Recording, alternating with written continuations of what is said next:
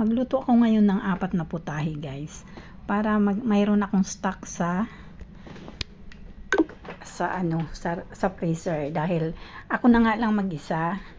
So mahirap magluto ng paunti-unti, so magluto ako ng madamihan at ilagay ko sa freezer.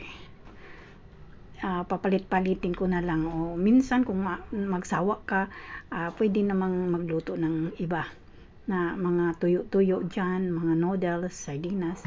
Ayan guys, yan ang aking pangpaksiw. Ayan, mag-adobo din ako ng pork and chicken adobo. Maggawa din ako ng minudilyo giniling. Ayan ang aking mga ricado. At yan siya, ang ating ricado. Yan, pangpaksiw. Ayan, kasi mahirap naman kasi ng maganda yung magluto ng maramihan para tipid sa gas. Hindi ka luto ng paunti-unti. So ayan, unahin nating lutuin ang paksiw, guys. Yan, paghaluin natin yung ating chicken and pork para sa pork and chicken adobo. Yan, malalaki ang hiwa, guys, para isang kainan, isang hiwa yung chicken. Ayan. Ayan ang ating ayan ang aking mga ingredients ng lulutuin ko.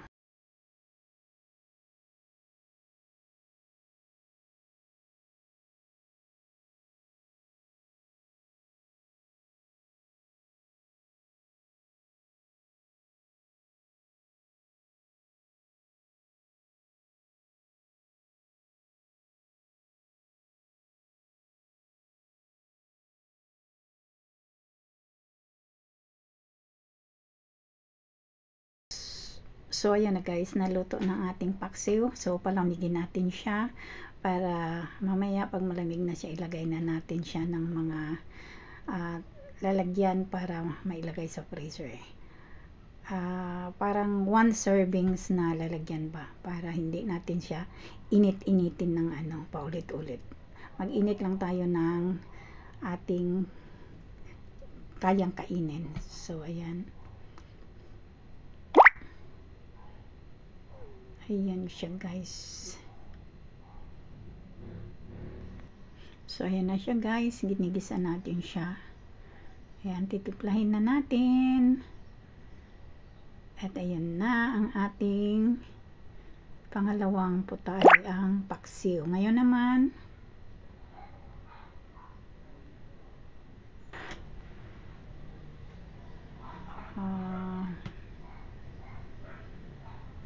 what is this? Ang ating minudilyo. Ngayon, pangatlong putahe natin, guys, ay ang ating minudilyo. Ayan, lutuin na natin siya.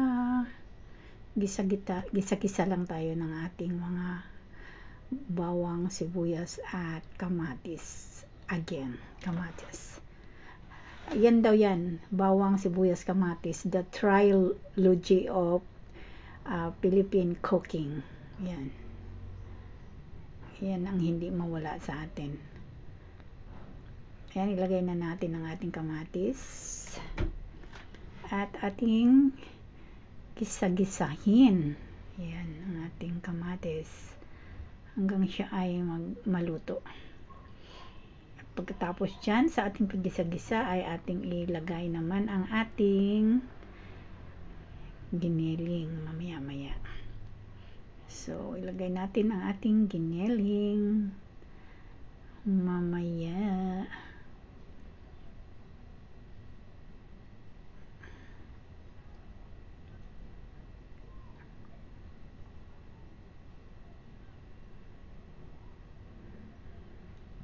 Ayan na, nilagay na natin ang ating giniling at oops, matigas pa siya, guys. So balikan ko kayo, guys, mamaya Palamutin muna natin siya, takpan natin. Ayan na ang ating giniling.